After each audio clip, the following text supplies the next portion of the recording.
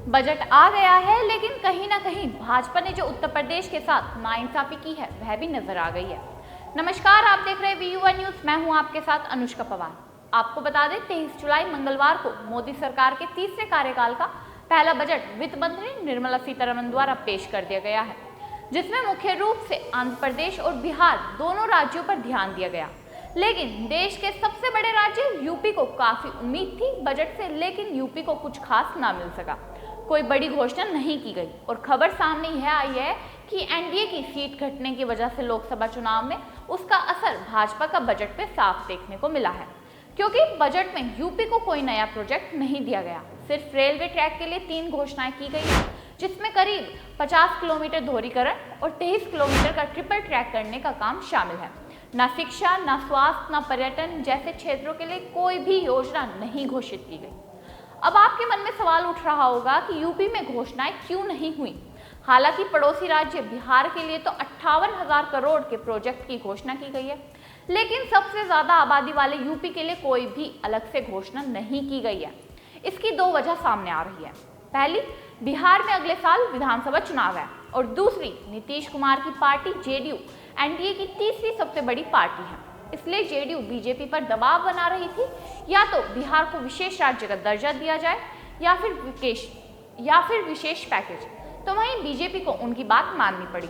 हालांकि उत्तर प्रदेश में power distribution network habitation project trench 1 पिछले बजट में 405 करोड़ रुपए मिले थे, जो इस बार बढ़ाकर 441 करोड़ रुपए कर दिए गए हैं। और वहीं Uttar Pradesh core road network development project का बजट 50 करोड़ से बढ़ाकर 450 करोड़ रुपये कर दिया गया है। लेकिन इस साल बजट में उत्तर प्रदेश के लिए किसी भी नए प्रोजेक्ट का ऐलान नहीं किया गया है। सभी पुरानी योजनाओं के लिए बजट में कोई भी बढ़ोतरी नहीं की गई। जहां इस बजट में आंध्र प्रदेश और बिहार को स्पेशल पैकेज मिला, तो वहीं यूपी को कोई भी स्पेशल पैकेज नहीं दिया गया।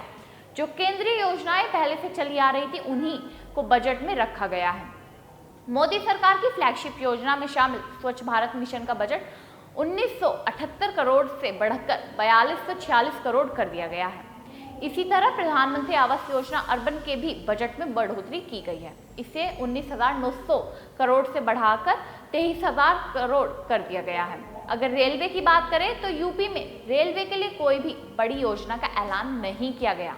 सिर्फ नॉर्थ और नॉर्थ सेंट्रल रेलवे में आने वाली 2 रेल लाइन के दोहरीकरण और 1 रेल लाइन को ट्रिपल करने के लिए बजट जारी किया गया है। झांसी से दातिया तक 23 किलोमीटर की लाइन पर 3 ट्रैक बनाए जाएंगे। पूर्वांचल के ओडिहार से सादत तक 19 किलोमीटर लाइन का दोहरीकरण किया जाएगा। 22 किलोमीटर रुदाली से सुहावाल तक की रेलवे लाइन को डबल किया जाएगा।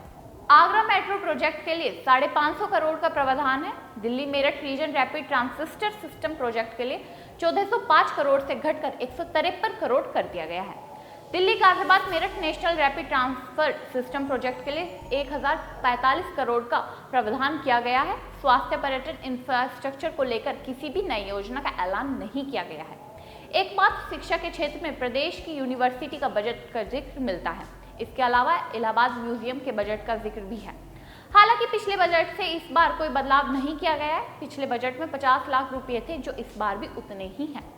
लोकसभा चुनाव से पहले जब अंतरिम बजट दिया गया था मोदी सरकार द्वारा, उसमें यूपी के लिए खुलकर बजट का आवंटन किया गया था, और राजनीतिक गलियारों में अब आवाज गूंज रही है कि तब चुनाव होने थे, इसलिए भाजपा को उम्मीद थी कि यूपी में अच्छा प्रदर्शन करेगी, लेकिन ऐसा देखने को नहीं मिला।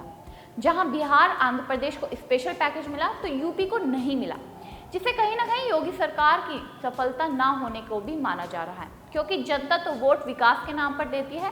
और अब 2027 में उत्तर प्रदेश में विधानसभा चुनाव भी है। अब देखना दिलचस्प होगा कि बजट का कितना असर जनता पर देखने को मिलेगा। क्या यूपी में अब और विकास हो पाएगा? और ऐसी तमाम खबरों के लिए हमारे साथ जुड़े रहिए VU1 न्यूज पर।